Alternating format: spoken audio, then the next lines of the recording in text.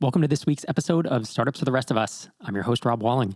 Every week on this show, we cover topics relating to building and growing startups using an ambitious yet a sustainable approach. An approach where we're not willing to sacrifice our health or our relationships to grow our company.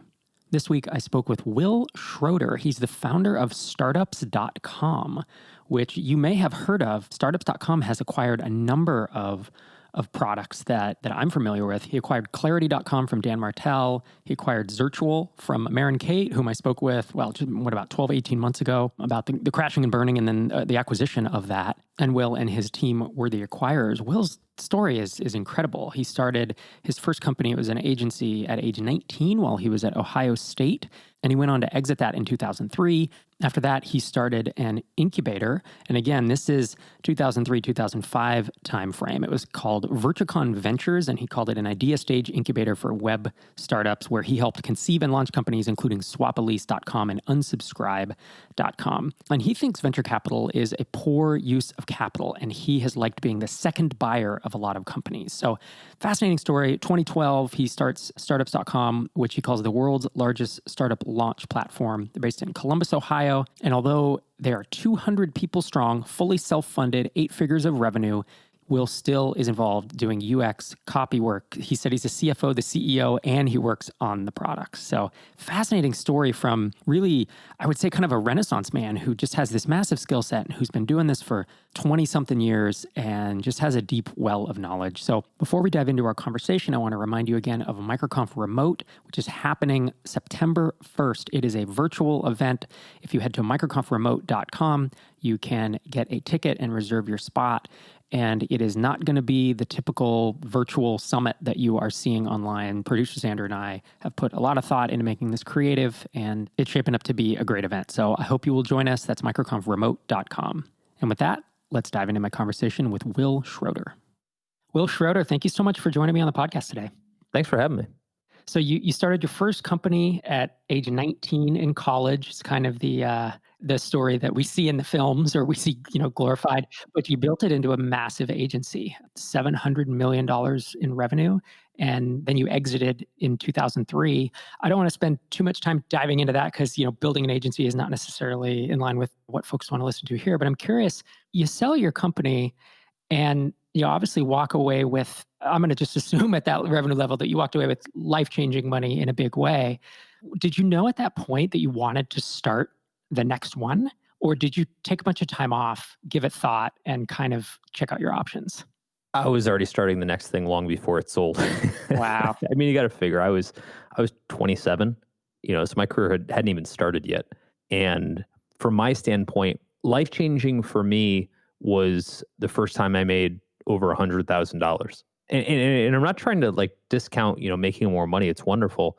But, I grew up in a really challenged childhood. And I got to tell you, having enough money to know that I can pay my rent next month was the most it blew my mind the first time I had enough money in my bank account just to be able to pay my bills. It was such a huge departure from what I'd been used to. Yeah, I remember that moment for myself as well. There were a few stages. It was getting to 100,000 where I was like, oh man, we're pretty comfortable. Living in California on 100 grand also is different than living in the Midwest where I live now. But then there was that moment of, there was a next level up. The numbers are going to vary based on your lifestyle and stuff, but it was about 250 or 300 a year. And I remember that being life-changing as well. So I appreciate that. Yeah, people always think about the big cash out number, but I tend to tell people, and I really, really try to emphasize this, that if you can ever take a $250,000 check off the table, it will be maybe the most life-changing money you'll ever have, because it's all the money that you need to do all the things that you haven't been able to do for a very long time. And for most people, won't be able to. Most people live paycheck to paycheck. And so being able to have a little bit of cash that can kind of reset the baseline is extraordinary. And I don't think a lot of people think about that. Yeah, that's the thing. It's such a trip. I hear founders use the phrase life-changing money. So life-changing money, as we're saying here, is different than what I call sunset money, or a lot of people call FU money, right? FU money is where you don't ever have to work again, don't ever have to have a boss again. But life-changing money can literally be 250 grand, as you're saying. Here's why. It's because $250,000, and again, let's calibrate to what area of the world you're at, not just even what part of the US you're at. But in most places, it will get you at least close to a down payment on a home. It will allow you to pay off debts you've assuredly racked up, your credit card debts, et cetera. It puts some just extra cash in the bank. So the first time something pops up, I don't care if it's a car repair, a doctor issue, whatever, that you can cover it. I mean, if you think about it, most people spend most of their lives just trying to get through a handful of milestones that aren't massive cost milestones. The purchase of a car, paying off college debt, getting married, you name it. And those are often tens of thousands of dollars problems, sometimes, $50,000 to $100,000 problems, but they're never $1 million problems. And so really most of the things that we spend the first 20 years of our career trying to overcome all fall within $250K. Yeah. Wise words, sir.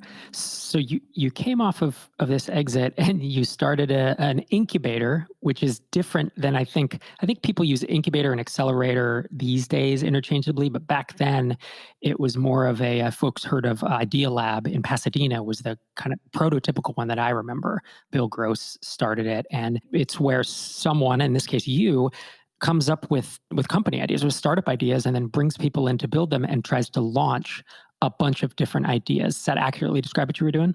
Yeah. And so what happened was at the agency, we were one of the first web development agencies and got paid lots of money, obviously, to build websites on the internet. And it was a combination of me walking into big companies like BMW and Best Buy saying, here's how to use the internet. Here's how to use technology.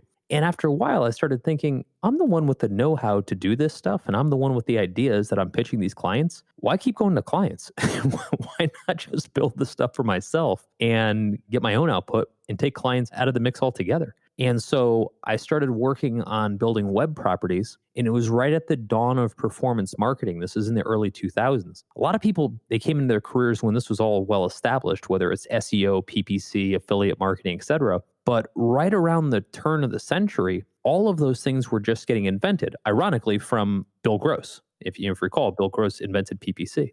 And what was really interesting about all of that is for the first time in history, you could build a company on tens of thousands of dollars because you could pay for your customer acquisition as you did it. Whereas before, you have to dole out tons of money and hope that somebody might show up in non-trackable media. And I saw that trend, again, I was coming from the agency world, as a different way to be able to build companies. And that's where VirtuCon and the companies we built out of that were spawned. Yeah, and so many folks who are agencies or freelancers want to get into products, and it sounds like they should. You had that. Yep, exactly right. That's where I came from. Right, I was a software developer, became a consultant, started like a micro agency where I had a few contractors, and I had a few full-time jobs in there too. But I had a similar experience as you, where it's like, I don't want to build stuff for other people. I want to be creative and build equity, right? Because I never felt like I was building much long-term value. I didn't obviously build an agency nearly as large as yours. Well, by definition, you're not building long-term value.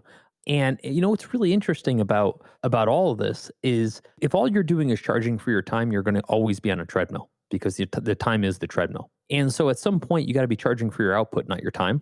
And it's such a tough transition to make. Client services, professional services is always the easiest business to get into and the hardest business to get out of. So for a lot of folks, we get into it, we get used to getting paid the good money, and then like, wow, we want to take a portion of our time and we want to go build something, that'll make money while we sleep. And the challenge and the delta everybody has is trying to do both, trying to get that other thing off the ground. But it's a worthy pursuit. Whenever I talk to folks that say, hey, I'm trying to figure out how to get into product, I'm like, that is always the right evolution. Yep. And I have some notes here that you launched out of VirtuCon, which was the name of the incubator. You launched SwapElise.com, which I've actually checked out. I've just browsed looking at people trying to get out of their leases and been like, man, what would it be like to have a Maserati for 4 months? Well, it was interesting. So when I was first getting started with the incubator concept, the guys at SwapElise had already started the business. So that was the first one. They had like an idea and a prototype, like, in today's terms, an MVP, but they hadn't really scaled it. And so I said, look, I've got this model that I'm working on. Let me take that and grow it. And so that was kind of the first client, if you will, of our incubator. And we ended up scaling that pretty quickly. So it was doing almost no revenue. And then within the first year or two, we were doing about $3 million in revenue, but on like $1.5 million in EBITDA. And that was all through performance marketing. And remember, this is a long time ago. I think it's funny because I haven't been to the website in years, but I think the design that's there was the same one that we used back in 2003. It has not evolved much, but it's a great business. then I started to realize that you could build these small businesses that could start small and either succeed or fail small, which again, at the time was not the case, and then figure out which ones might have some legs. And so after that, I started 5 more companies. And what was interesting about it is I wasn't just starting them and kind of saying, hey, let's see how it goes, and somebody else runs them like an angel investor does. I was actually running them. And I mean, really running them. I'm talking about running payroll, doing marketing, doing finance, you name it. And so within 5 years, I basically had 5 full-time jobs. Just a side note, not the healthiest way to live. Well, it's such a trip because you and I have traveled very similar paths, although at that time, I guess you were there from about 2003, or not there, you had started it and worked on VirtuCon and these companies from 2003 to about 2011, 2012. In the 2000 to 2005 timeframe, I was launching super small, single founder software products. And then as pay-per-click, SEO, affiliate stuff started, I learned those spaces, and that's how I built these little micro companies. If you remove 2 zeros from a lot of your numbers, that I had a collection of about 8 or 9 web properties. Some were websites that brought in revenue, and others were actual downloadable software people paid a few $100s for. And I cobbled together a full-time income, and I was able to escape freelancing in essence. And so you were doing it on a much larger scale at the time. It sounds like VirtuCon, you self-funded that correctly. You did not. There was no venture capital involved. Correct. Okay. And you mentioned to me offline that some of the companies that you spawned out of there did wind up taking venture. Yeah, I mean, we kind of just fell into it. So we were running one company that was based in Los Angeles. And so I started spending more and more time in Los Angeles. And that's essentially what got me to move out to California for about 10 years. And while I was there, I started to meet some of the local entrepreneurs. This is probably circa 2007, give or take. And one of the entrepreneurs that I'd met, an investor, was the guy who just got there named Mark Suster. Mark blogs a lot over at Upfront Ventures. And Mark and a guy named Mike Jones, Mike runs Science, the incubator in Santa Monica, as well as used to be the CEO for a minute of MySpace, did a bunch of other things, great guy. Both of them in the same week offered to invest their personal money in one of the projects I was working on.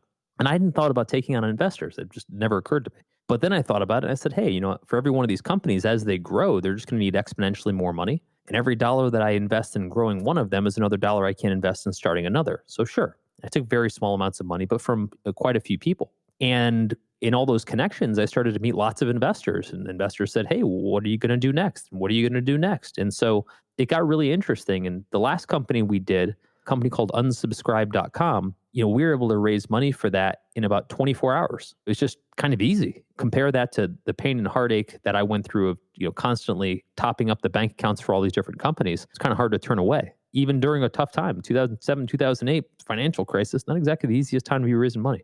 Yeah. Had you raised money before this? Never. Okay.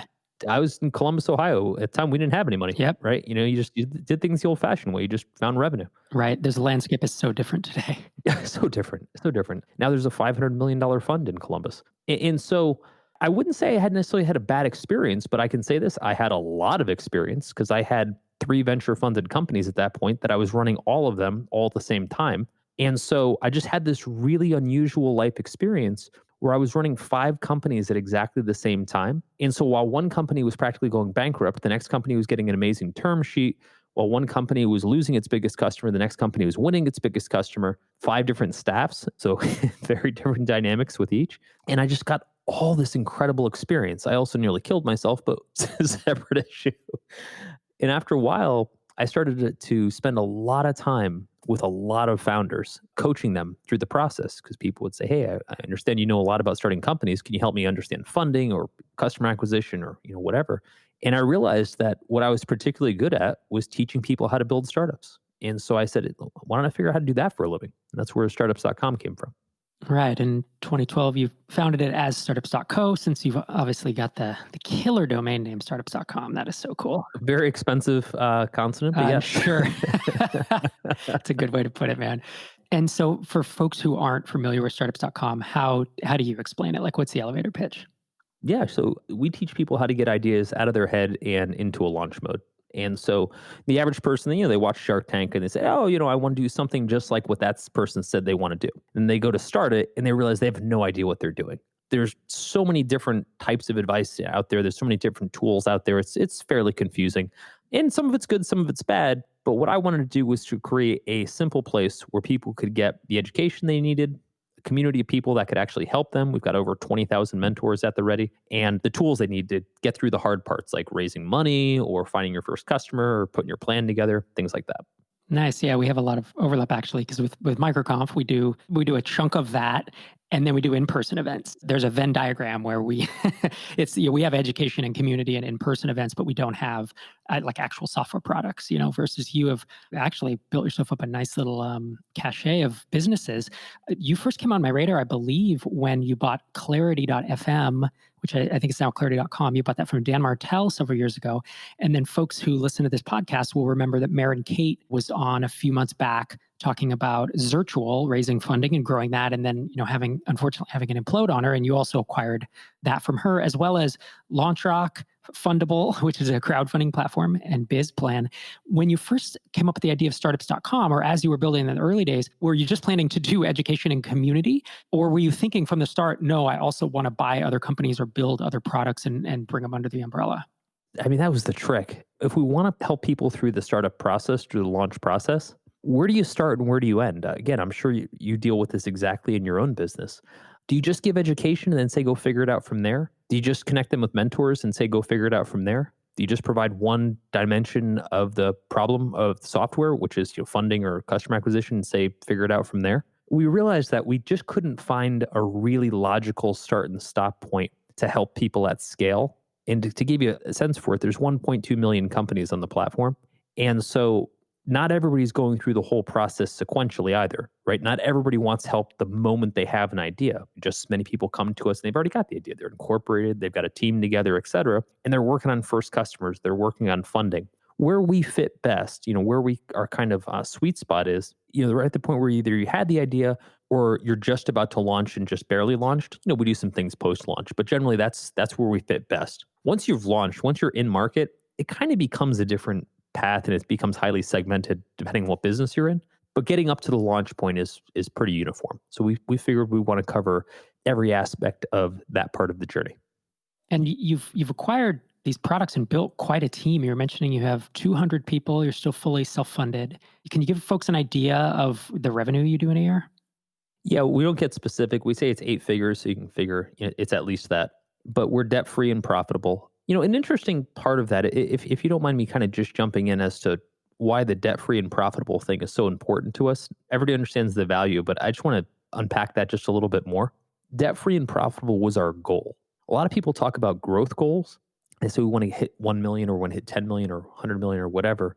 Our only goal was become debt-free and profitable because all we cared about when we formed the company were 2 very specific things. Number 1 is don't have a boss, which often comes from being in debt in some way, whether you raise money or whether you take on traditional debt, et cetera. And the second was be able to do this for as long as we need to make it work, which means give yourself unlimited runway. We didn't want to be in a rush. Not that we don't like to get things done quickly, but that's not the same thing. I like to move quickly, but I'm not in a rush. In a rush means there's some artificial deadline that's being imposed upon me that I have to hit, and I didn't want that. I wanted to be able for things to take as long as they needed to take to get them right. And I think that goal has served us so incredibly well. And it's the first time I've been able to operate under that after doing 9 companies. Yeah. And is it debt-free and profitable was a big part of that, in essence, the funding that you brought to it from, the exits and just prior companies?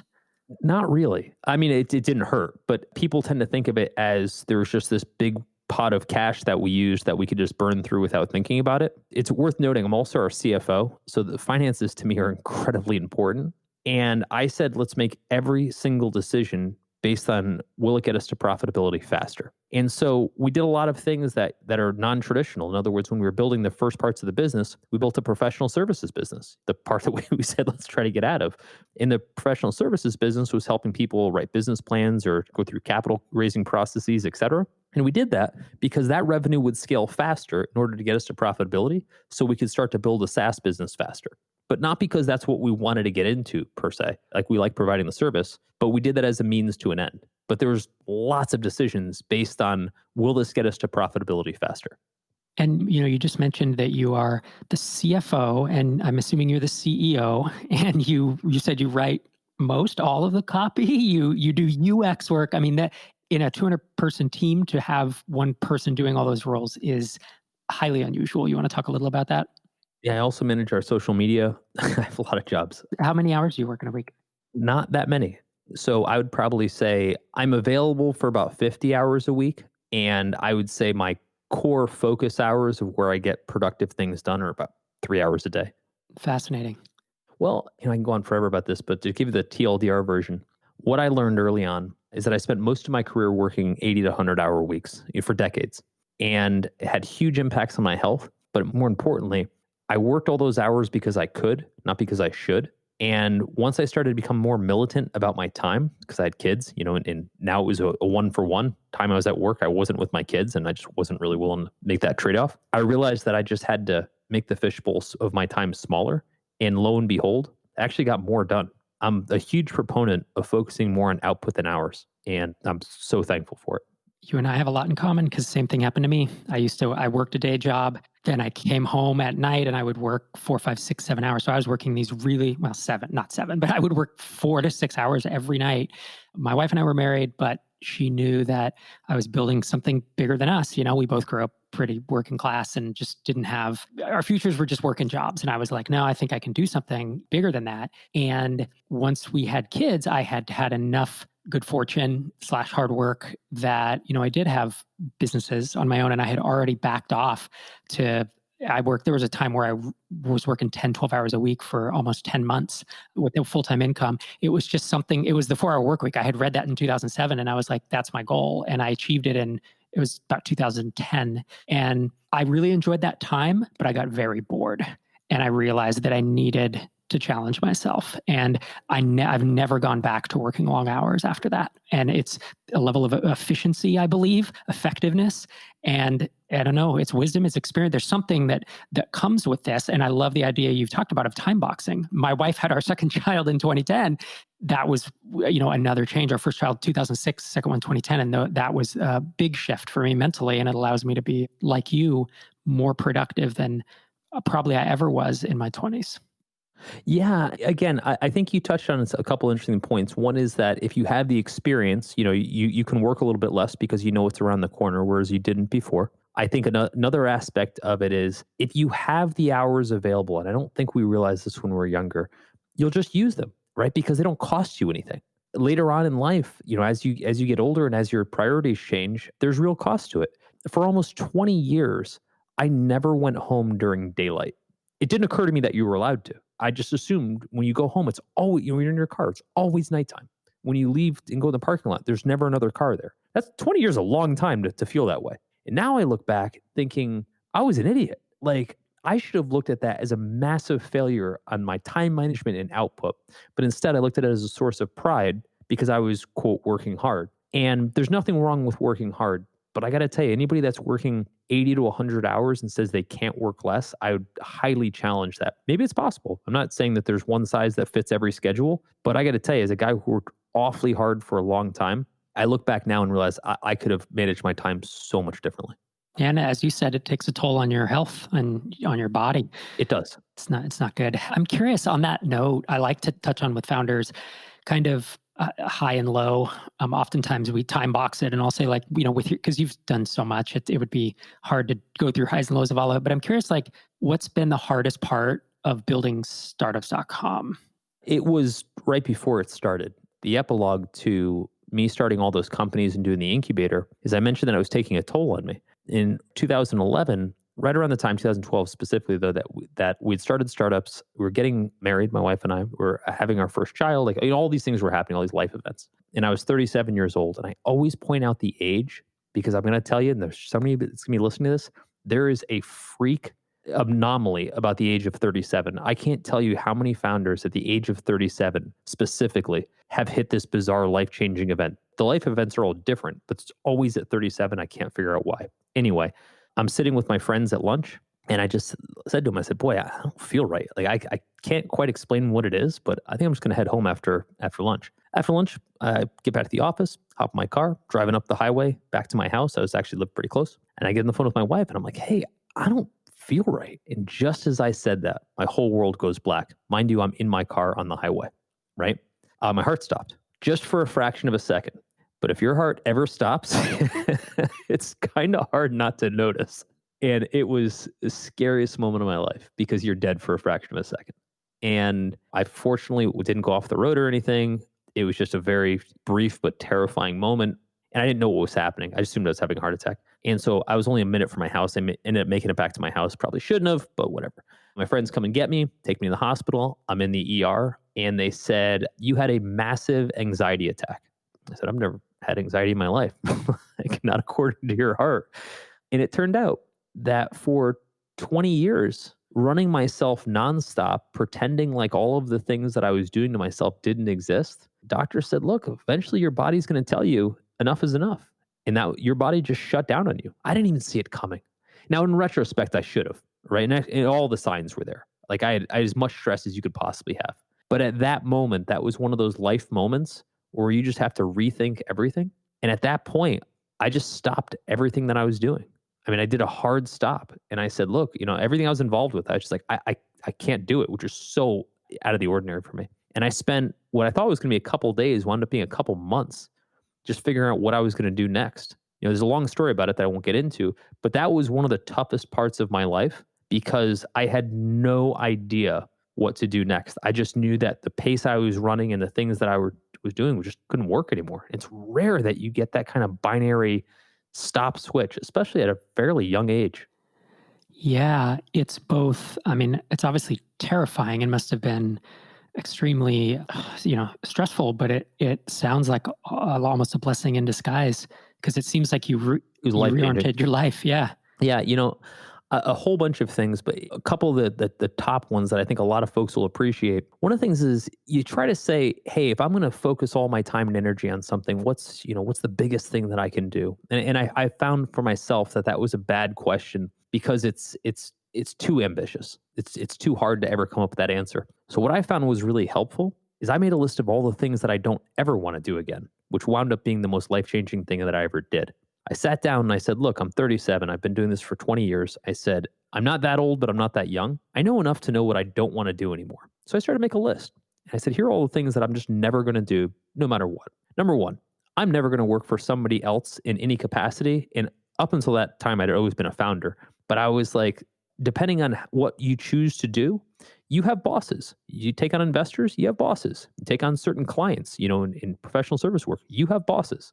I was like, I don't want to ever have a boss. Another thing, I don't want to work with people I don't like in any capacity for 1 second, right? I don't ever want to be in a position where I have to.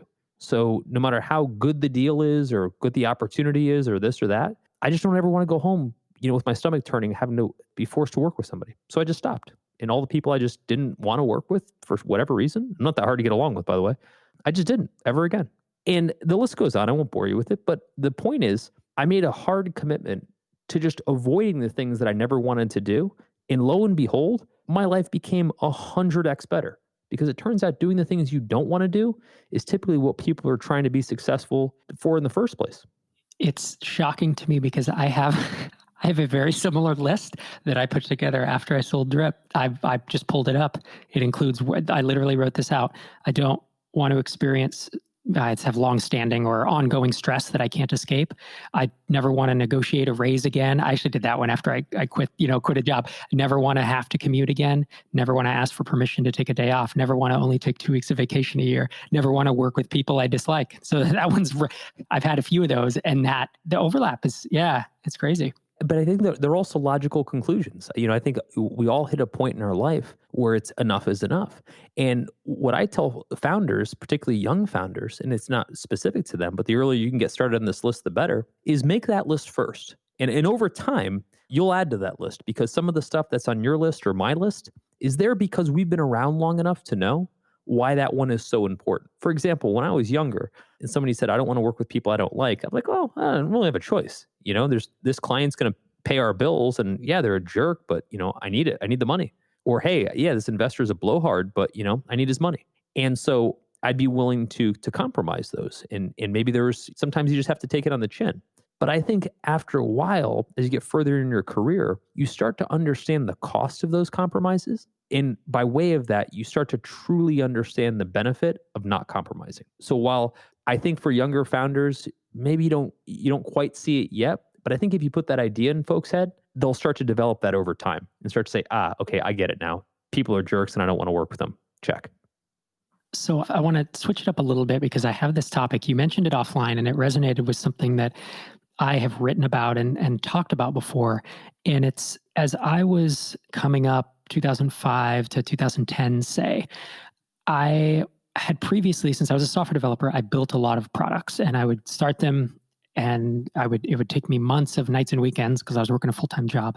And at a certain point, I realized that I could acquire products for not that much money that all I needed to do was add a feature to and market them. And it was a huge shortcut for me, right? Instead of spending the 6 months of nights and weekends development time, I could spend $5,000 or $10,000, which is not nothing, but I was making that as a consultant. I had stuff on the side going.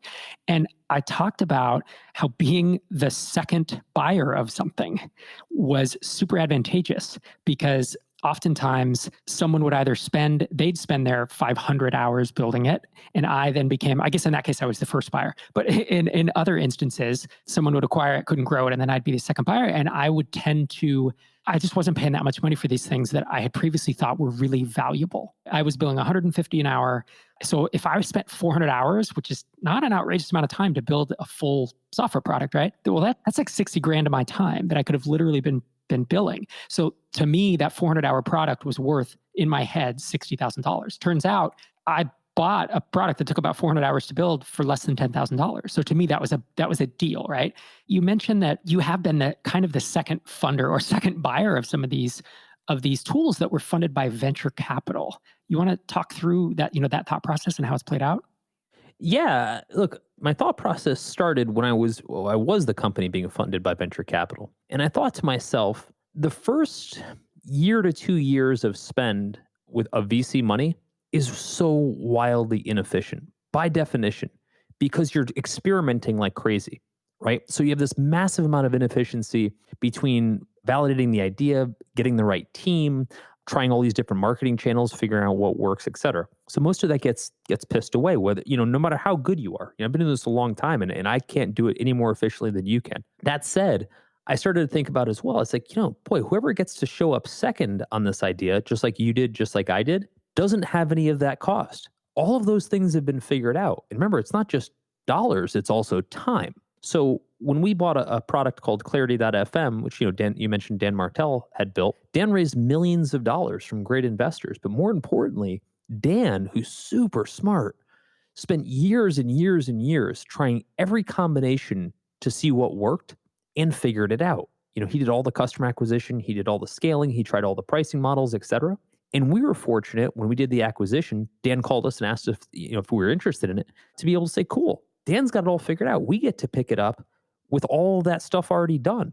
And yeah, maybe we need to make some changes or additions, or maybe we don't. But the point is, it's all already been figured out. We don't have to spend all that time to do it again. So if I could spend $250,000 to build my own product, or $250,000 to acquire somebody else's product that probably spent even more trying to get into it, in most cases, I'd take the latter every single time, because the one thing that money doesn't account for is all the time and effort it took to get to that point of the product.